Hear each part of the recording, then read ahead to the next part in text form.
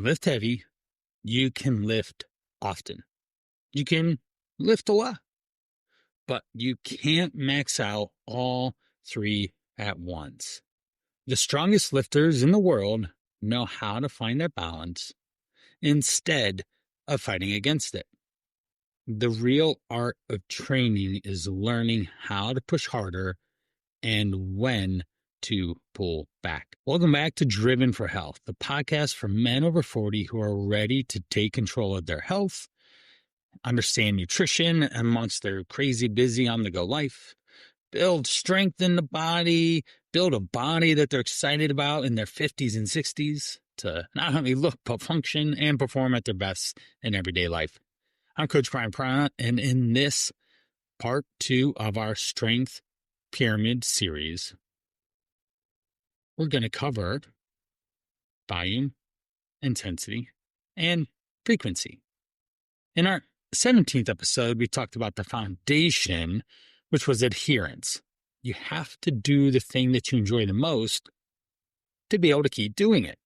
And once you're able to keep doing it, we can build on that. Motivation, willpower, none of that matters because you can keep the consistency up. Sure, there's going to be days that are not exciting to work out. You're not ready for, or you have to squeeze a workout in or something. But in general, workout will be effortless in comparison.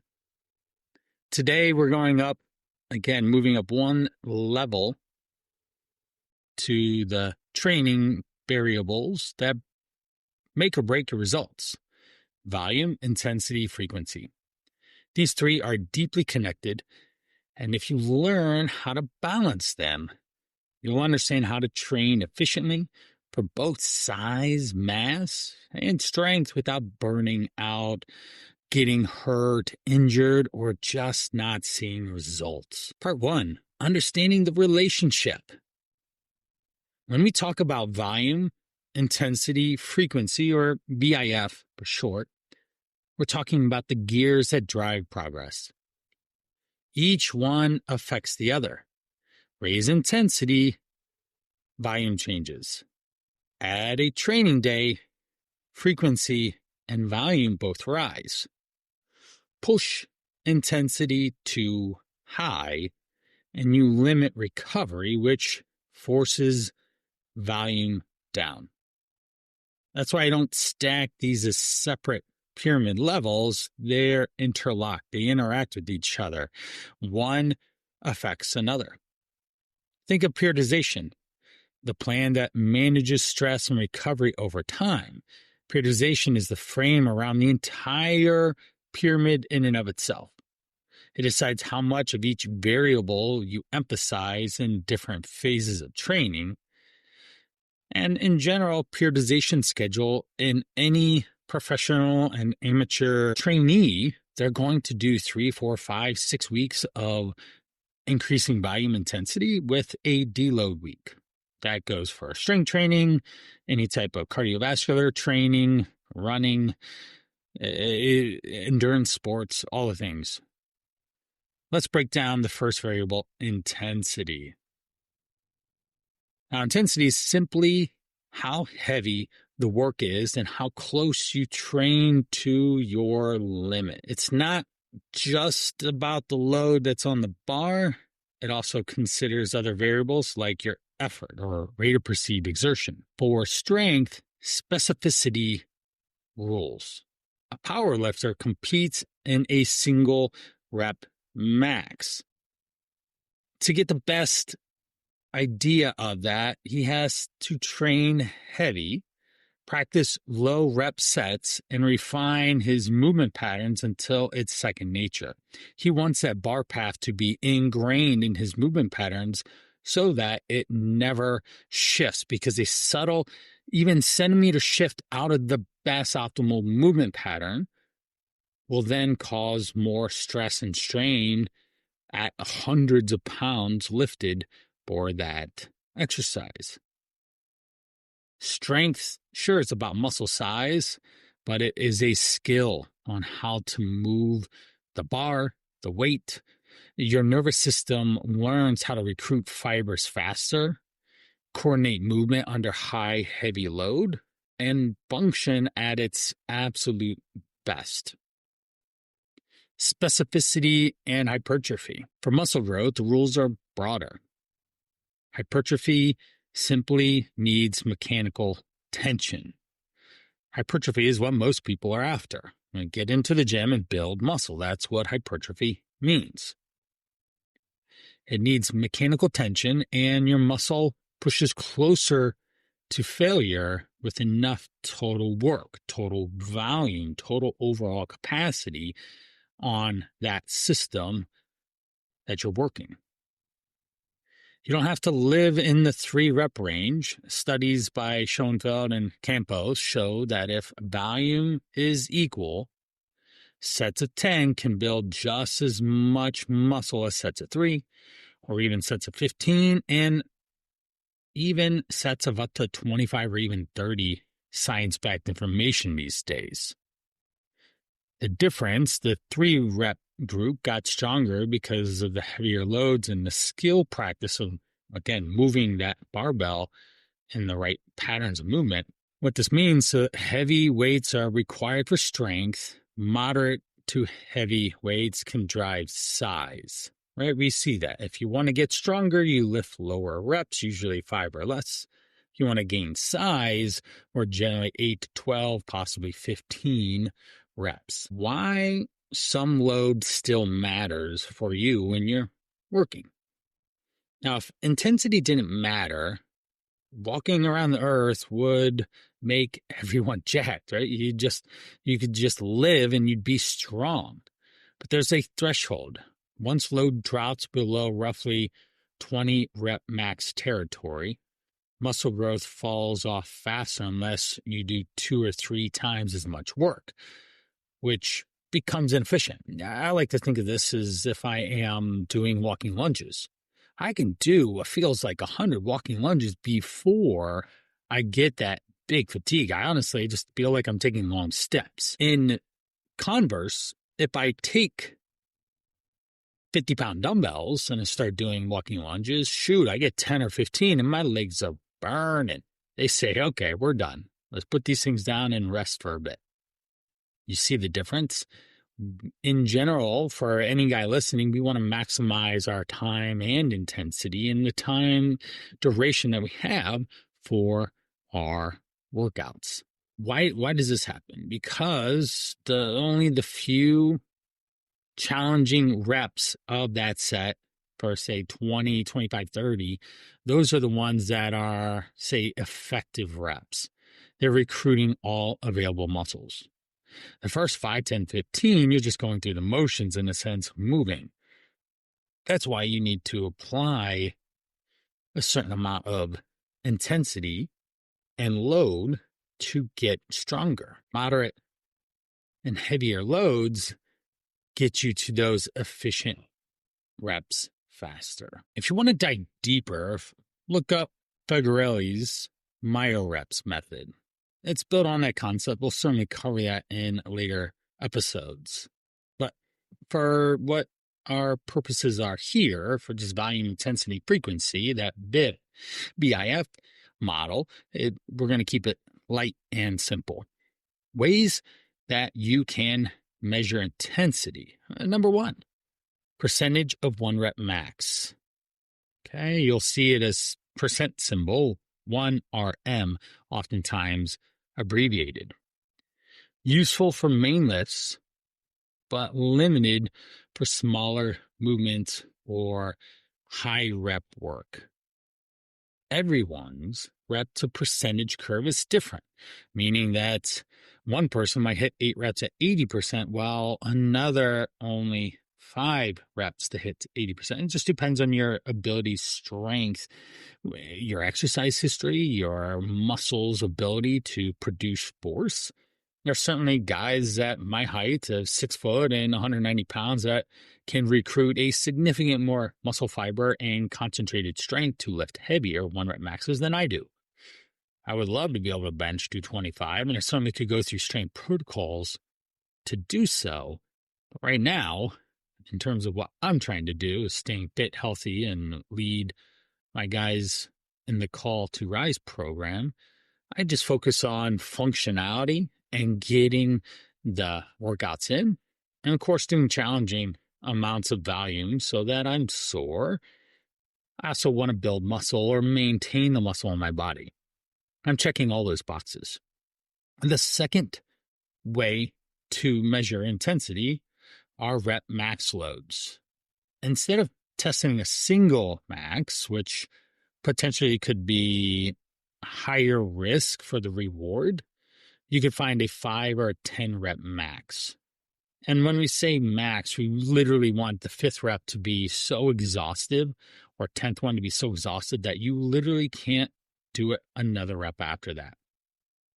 This allows you to perform the program and sets slightly lower to those to stay a little bit shy of failure, but also a little bit shy of increased risk. Now, in the last episode, I talked about my experience with the 5x5 programming, starting strength. Tons of fun until the barbell got so stinking heavy, I mentally couldn't move it before I got to the barbell itself and the weight that I did. I remember 290 for 5 sets of 5 back squats felt as if it was going to squash me. I then shifted to Wendler 531 programming for a number of months, and that was what this is, doing, say, 80% of your 1 rep max, which allowed me to do a lot more effort with a lot less risk of injury. Now, the third way to measure intensity is RPE, rate of perceived exertion, or some people call it reps in reserve. And this is definitely a personal judgment on how many reps you can do before you actually fail. RPE of 10 is failure. You can't do another rep. 9 is just 1 rep left. 8, 2 reps.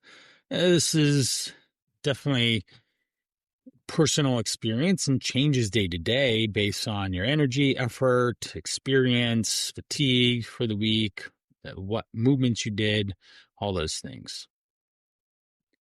A big question I get so many times in my DMs is, should I train to failure? Failure can, of course, increase activation of muscle, activation of strength, and getting you the best opportunities to gain that strength, but it also limits how much work, total volume you can do in an individual training session. If you max out your first set of bench press at 5 reps, it's likely your next 2 sets might drop 2 or 3 reps for each of those, or you might have to lower the weight down to complete the number of reps you wanted in each set.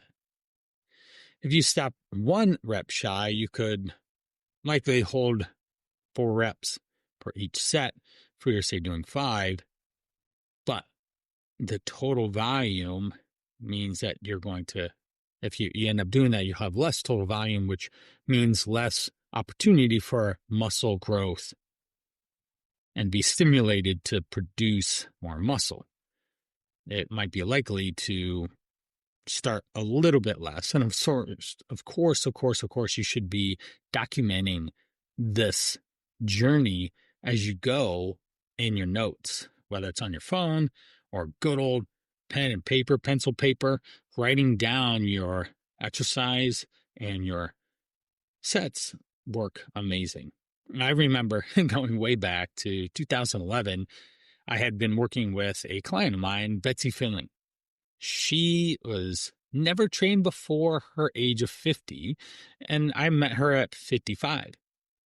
She started coming to my boot camp classes, spinning ad class that I taught at this gym. And then from there, I progressed and opened up a CrossFit gym. She came with me. Now, we literally I just tracked and would write down what she did for her workouts. And I was able to get this woman to deadlift 250 pounds, lift 100 pounds over her head rope climb, do pull-ups, all sorts of crazy stuff because we just focus on doing 2.5 to 5 more pounds. Can I get her to lift more than she did the last time? It was insane how strong she got and capable. She ultimately ended up becoming CrossFit World Champion at the age of 60 in 2011. You can Google it, Brian Parana, Betsy Finley, CrossFit, and you'll find a video of my younger self talking under what used to be the Home Depot Center out in LA. Such a cool experience. But that goes to the fact of if you know what you're doing, you're practicing volume, intensity, and frequency, you can get pretty darn strong at any age. Most 6-year-olds and men have a hard time deadlifting 250 pounds, and she weighed about 140 at best. Now, going back to should I train to failure, we use failure strategically. Save it for isolation work like bicep curls, tricep extensions, or lateral raises, things like that. Take the final set of an exercise to failure occasionally for extra stimulus. Avoid failure on big compounds due to deloads or high stress weeks. Remember, if you're building up heavier each set week and all, then you are capable of just adding deloads and keeping the work volume high and deloads to rest and recover yourself. That's fine. Another one that my buddy Chris and I, when we work out, we love doing long partials, or as we call them, halvesies, which would be meaning to go to the end of the range of motion, say a bench press from your chest halfway up, or a barbell row, pulling from the bottom to halfway up. We call those halvesies, and we would just stay in that rep range, not literal reps, but the movement pattern range of from chest to halfway up, and you just go back and forth, not bouncing the weight up and down or anything, but nice, slow, controlled up and down after we did a normal set of full range of motion. And you see these become pretty popular on the YouTubes and fit influencers for long partial reps. And I love doing them occasionally to mix in for extra stimulus on that last set.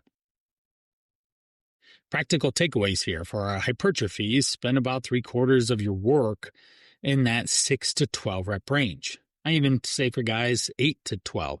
8 meaning that it's heavy, 12 meaning you should probably go up in weight. And you can go through that span of those 4 rep range there to justify where you're at and when to add it in. Now, we can occasionally sprinkle in some other 3 to 5 reps or even lighter 15 to 20 occasionally just to mix it up for your body to cause more challenge for the hypertrophy. That's fine.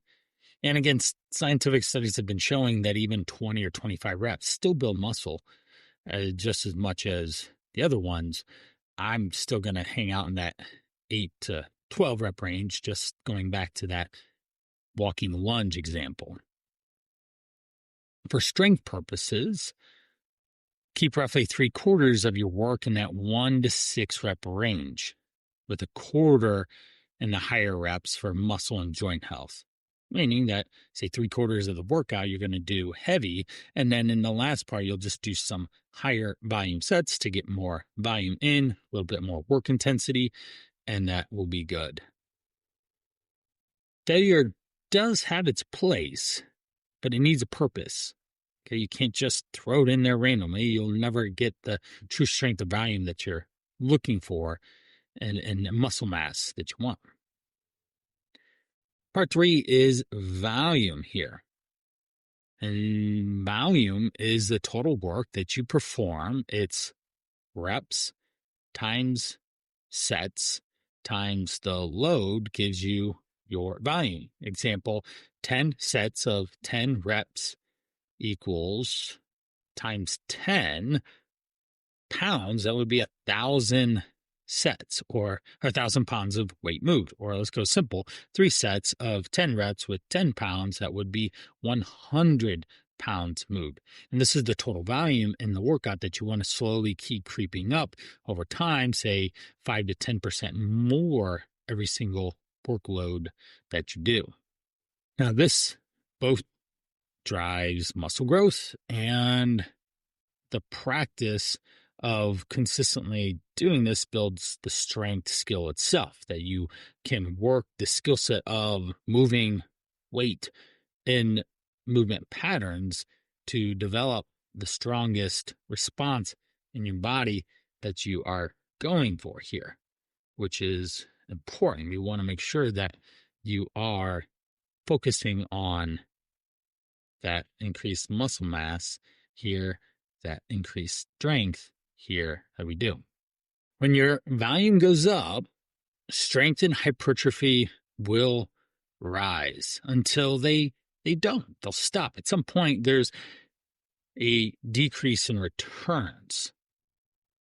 And at that certain point, the return per set drops and the fatigue climbs faster than your actual, say, fitness or muscle response will.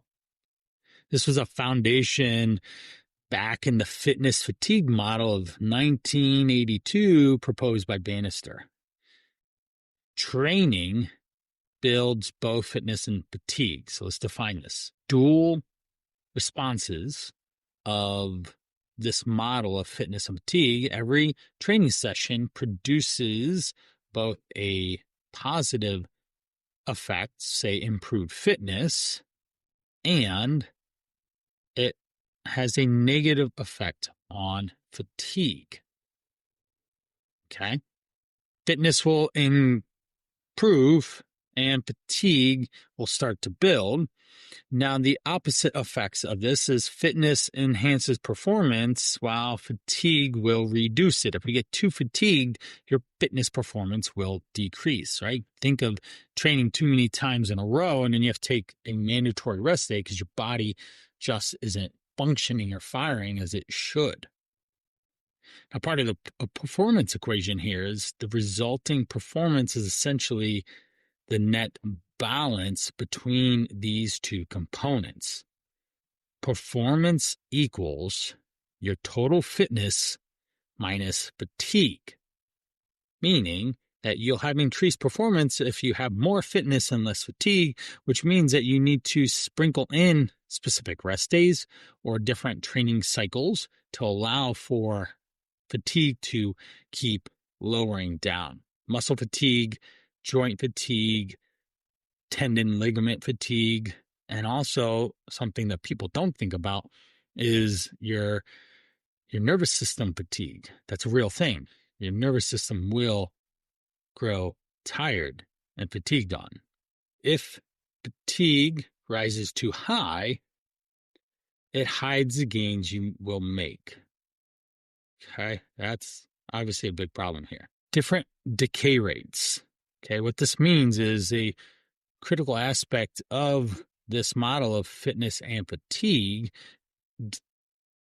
These decay at different rates, meaning fatigue dissipates relatively quickly within a couple days, right? A good rest day will get you freshened up for another strong work effort the following day, while fitness built over time decays more slowly. What this says, guys, is that if you took a week off of gym time, there is muscle memory.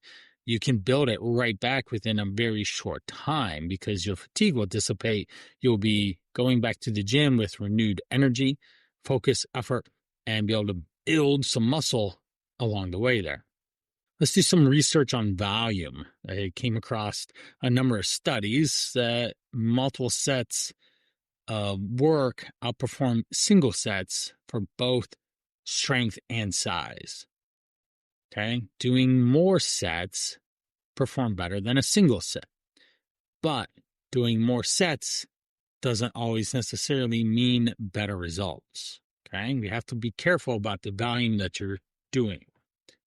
Schoenfeld and Krieger and many others have shown that growth increases with additional sets up to a limit, then it plateaus or even declines. We go back to the fitness and fatigue model. your fitness will build until it doesn't. The Wernbaum 2007 meta-analysis found that around 40 reps per muscle group per session is where the curve flattens for most lifters. Okay. 40 reps. Think of it in 4 sets of 10, 5 sets of 8, 6 sets of, say, 6 to 7 reps. Okay. You get the gist. Those are going to, for each muscle group, doesn't feel like a lot, right? You're used to wanting to go into the gym and doing a lot more. Now, certainly some people can manage a little bit better than others, but this is the real deal. I'm talking about more real world evidence that in 2006, there's a study done by Billu, which stated 3 groups of national level lifters trained with different amounts of weight at 90% or greater their workload.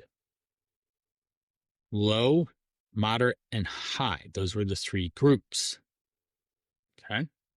The moderate group, not the heaviest, made the biggest strength gains in squat, snatch, clean, and jerk. Not the highest and not the lowest. So think of, if we were to just put general rep ranges on this, 1 to 5 reps for the heavy or the high workload, 8 to 10 to 12 for the moderate, and the low effort would be 20 plus reps, just as a context for this. So the moderate group, not the heaviest, made the biggest gains because less joint pain, less burnout, less accumulated fatigue over time, higher quality workouts, which was great. And this is just what most lifters see in the gym.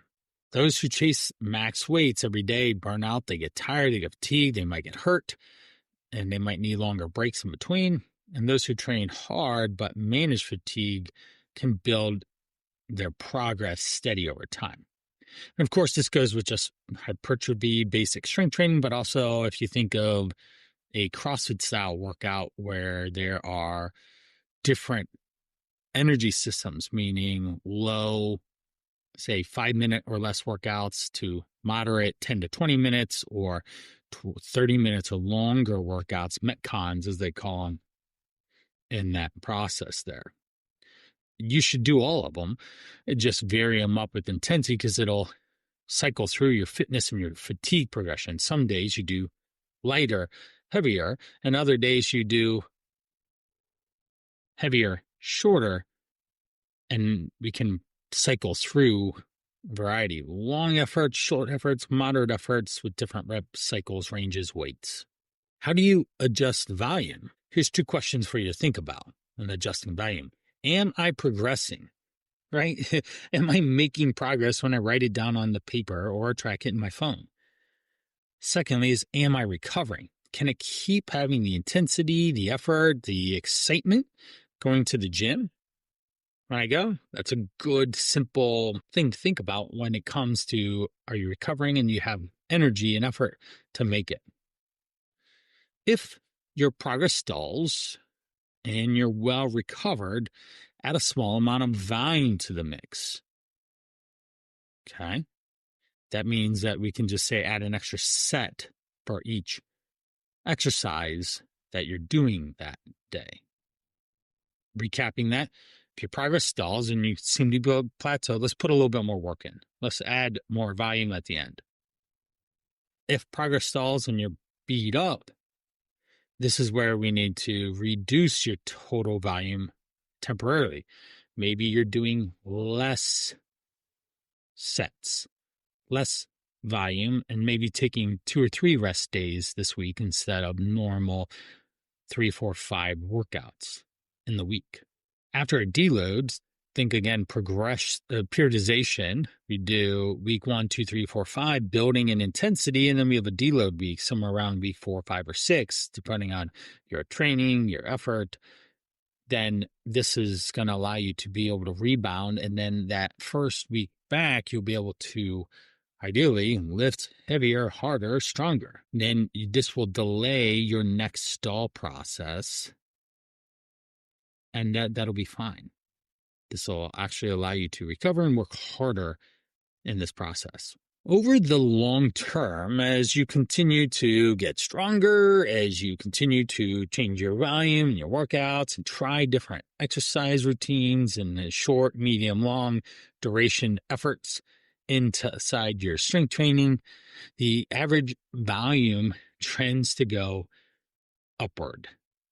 Okay? You're stronger, so every set gets heavier. But you don't always need to chase consistent increases. Okay, you don't need to just I'm going to do 5 pounds more today and keep every single time doing 5 pounds more. What we do want to do over the long term is focus on the minimum volume that moves you forward. Just do a little bit more to add more strength, more volume, more intensity, and only add more when you truly need it. This will keep your fatigue in check. This will keep your mental and emotional state around your workouts, your motivation as well. Think of it like this. Do enough to improve, not as much as possible in that workout session. Even if you were to feel amazing for that strength training session, you might just need to throttle it and save some for the next workout session. Now we're on to frequency. Talking about how you organize all of this work across the week or a month is your frequency or a periodization schedule. Frequency is simply how often you train a movement, a muscle group, an exercise each week. Imagine taking all your weekly sets for bench press and trying to squeeze them into one monster day. Total volume, same load, but fatigue will skyrocket. Your performance tanks and technique just starts to fall apart. You just literally can't produce like you did. That is a significant problem. So we don't want to just do that. We're going to spread it out. By splitting it up into 2 or 3 sessions across the next, say, week or two, we can focus on a variety of different other parts of this, such as, say, the speed of the bar, the movement patterns of the exercise itself, moving at different angles of, say, bench press and more lower on the chest to up higher on the chest toward the neck. Those are going to work different angles and parts of the muscle. Now, strength is a skill, okay? Strength is something that when you practice it, you learn, just like everything. You have to learn. Now, we don't want to just burn out again. If you train a lift once per week, you might not get enough quality in the reps, the practice of it, the movements, understanding the exercise and correlation to your body and energy and fatigue. If you train it every day, say bench press every day, your quality will drop because the fatigue will build. Somewhere between, say, 2 or 3 times per week per lift hits that balance. Most people, if you really want to, if you want to be consistent doing a muscle group 1 time a week, cool. You're going to stay fit, healthy, strong. Doing it twice a week, you will definitely put a huge emphasis on growing it. And maybe some weeks you might have higher frequency on certain muscle movements, exercises, such as, say, bench press. I really want to get my bench stronger. All right, then for the next 8-week cycle, we're going to focus on 2 chest days. But then on the next cycle, you would be, say, focus on pull-ups. All right, I'm going to do 2 pull-up days and only 1 chest day in a week to build that muscle group up. And you can go rotate through and just keep pulling up your weakest muscle or aesthetically muscle that you need to build up to get more of an aesthetic balance in your body so you look and feel like you work out. Recovery is obviously important. You're stressing muscles and joints, right? We're not just playing a piano here or something. We're picking something heavy up and putting it down. By spreading the same total work, not doing all the bench in one day, but across multiple days, 7 to 10 days, this is going to lower your cost of recovery per session. And if you're eating properly, that we've done in episode 5 through 11 for the nutrition pyramid portion, if you go back to those, episode 5 is on calories, how many calories you should eat for different phases. Number 6 is for macronutrients, how to target specific amounts of protein, carbs, and fats to fuel your exercise activity. Then we've got episode 7 is on micronutrient supplements, and then ultimately lifestyle behaviors in episode 11. So you can go back to those to refresh if you haven't listened to them. Then definitely go back and be ready to take some notes. I literally lay out some solid efforts there. All right. Evidence for frequency across multiple studies. We always want to bring in studies into these things. So we have science-backed information. Michael Zordo's, his work on daily undulating periodization, which is a higher frequency when matched to total volume. Well, it will improve performance. And we're not going to dive into what we could say DUP if you were to Google search that. I'm going to dive into exactly what that is on this podcast, but we certainly can and will in the future, because it is a really good strategy for alternating hypertrophy, strength, and power sequences. Or say, think of, all right, we're going to do certain sets and reps in a hypertrophy range of just saying, all right, we're going to do 5 sets of 10 reps to 15 reps, to strength being somewhere around 5-ish, to power being 1 to 3. And you sequence those in hypertrophy, strength, and power throughout your week, you will get strong pretty quick, and you'll be able to manage that fitness and fatigue association with how you're feeling. Practical uses of everything that we just talked about here. So here's some of the main takeaways. Most lifters are going to do best between 3 and 6 training a week. For the busy guys I usually work with, if we can do 3 or 4, cool, thumbs up. If you stay consistent with 3 days a week, every week for the rest of your life, you're going to be way more consistent and active than the majority of human beings ever in the history of humans, of exercise.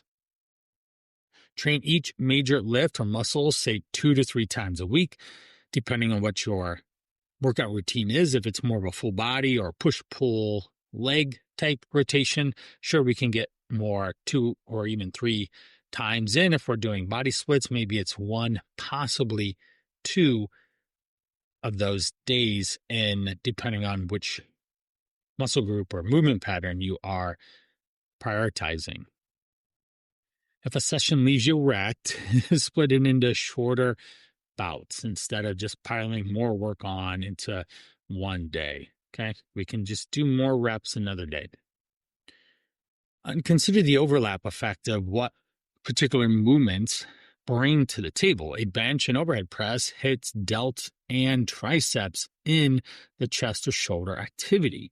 This has to be considered, especially when you're thinking about the total volume of reps on a tricep extension or bicep curl, in a sense, or a delt that you're doing. Squats and deadlifts bring in, of course, your legs, but also your back and your core. So you want to make sure that you count these things overlap and add these sets, not by doubling the volume on your biceps, as an example, by having biceps be additional in there with enough volume. Meaning, don't do a full set of back and then do 3 different bicep exercises doing tons and tons of reps on them afterwards. Let's translate all of this into numbers you can actually use. Volume, we want to have anywhere from 40 to 70 total reps per muscle group per session.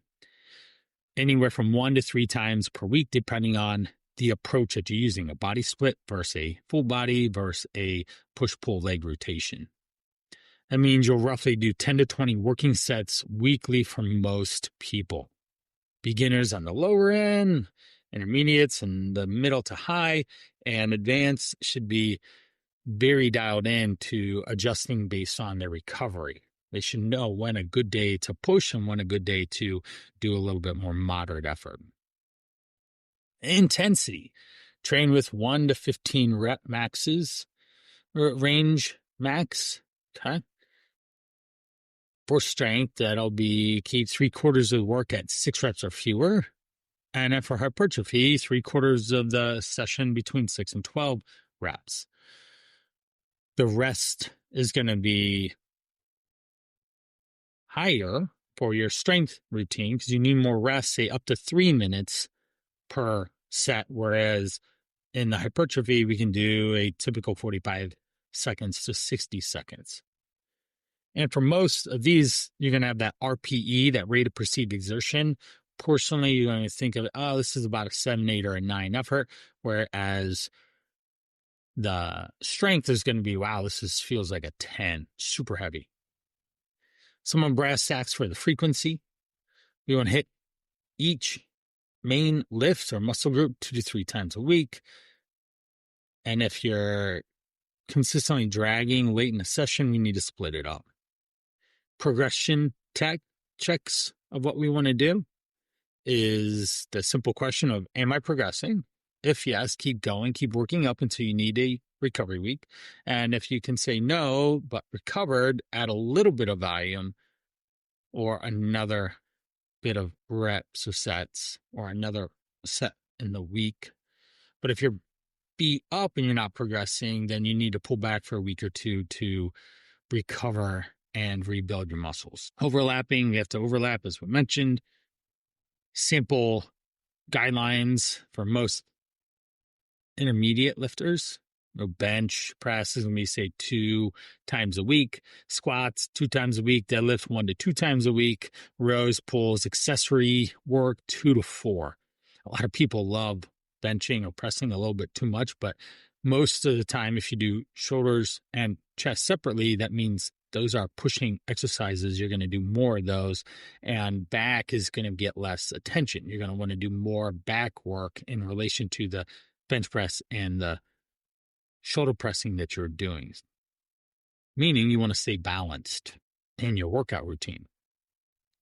Closing down this portion, VIF, volume, intensity, and frequency. These are your main levers. Pull one and the other levers move. If you go hard on intensity, volume and frequency might have to go down. If you go more volume, then intensity might have to go down. If you go more frequency, then volume and intensity might have to go down. You want to use data to evaluate where you need to do, and this is why tracking your lifts is important.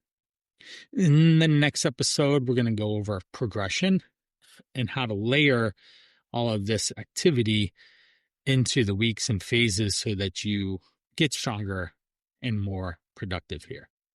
Moving into our Fast 5. I get so many emails. They really enjoy this portion of it. Just simple, easy questions that I get on a regular basis or personal ways to get to know me a little bit better. So the Fast 5. What's one training mistake you see men over 40 making over and over again, and what's the simple fix? Guys, you want to make sure that you don't train the same way you did in your 20s now. They lift heavy, ignore the recovery, they ignore aches and pains in the joints in the body, and they just don't follow any sort of a structured plan of having, say, deload weeks built in. It just more is best. Let's stop doing that. Question 2. What's one myth about building muscle after 40 that needs to basically die already? This one's simple. It's too late to make real progress. I've worked with so many people. I gave you the example of Betsy, who became a CrossFit world champion at the age of 60. You can get stronger. You might not be as strong as you could have been in your 20s, but better late than never. Better now to make progress than wait. Don't wait. Question number 3. What's one nutritional rule you live by even when traveling or during holidays. Well, right now it's November 11th. Holidays are coming, and it's so important to have this two-step question of where's the protein, where's the fiber? And then secondly is, can I drink, if I'm going out to eat or something, can I drink a whole glass of water before I eat any food? This will help to start to slow down my hunger levels. Same thing with the protein and the fibrous foods, vegetables or fruit. This will slow down your hunger, keep cravings at bay. You literally won't want to overeat. Ultra processed tasty foods. Question number 4, what's one lesson the gym has taught you that's carried over into business or life? Well, for me, there's a couple. One is it takes progress over time, patience over time. Some days you're going to feel great, other days you don't. You have to balance out how to keep moving forward. You have to have a strong mindset to keep pushing and enduring the challenges of the situations that come up. And just know there is a pay to play in all areas of life. If you want to have a very fulfilling, adventurous life, you will have to pay in some way. Money, time, energy, effort, developing skills. Even this podcast takes, I've spent 20 years plus accumulating knowledge, information, experience to be able to deliver these things. Be patient and stay consistent. Number 5, what's your personal definition of being strong? For me, I think strong means being reliable. It's being the kind of man that you show up, staying tall, that people can count on you. And by working out or doing these things in your off time or with buddies, and the discipline of exercising helps build a strong character for you to rely on when things get hard. You will do the work. As we wrap up our episode, if you've been wanting to take better care of your health, but don't know where to start, so many people are overwhelmed by so much information, I've got something for you. It's my 30 Tips in 30 Days series. It's a free email plan that gives you one simple, easy, actionable tip every day that helps you improve your nutrition, your fitness, your overall lifestyle. You'll learn how to eat smarter, move better, build small daily habits that actually last. There's recipes, workouts, all sorts of different insights on nutrition, and it just keeps you moving in the right direction. You'll see the link in the show notes, but it is go.brianparana.com/30 days. That's 30 days. This will help you start building a healthier, more confident version of yourself. So check that out. I'll love that. You can even reply and I'll engage with you personally. Yes, no bots, no team members, just me engaging with you. I want to thank you for joining me on this episode of Driven for Health. I hope the Strength Series is something that you're learning a lot about and getting some key takeaways. And the next one, I actually have a workout routine that you'll be able to leverage in there as well in the show notes. If this episode helped you understand training structure, or you enjoyed this whole podcast, share with a friend, someone that's close to you that's still guessing how to do the gym or how to do nutrition. I would love for you to share and spread the word. And as always, I'm Coach Brian Parana. Stay consistent, stay strong, and I'll see you on the next one.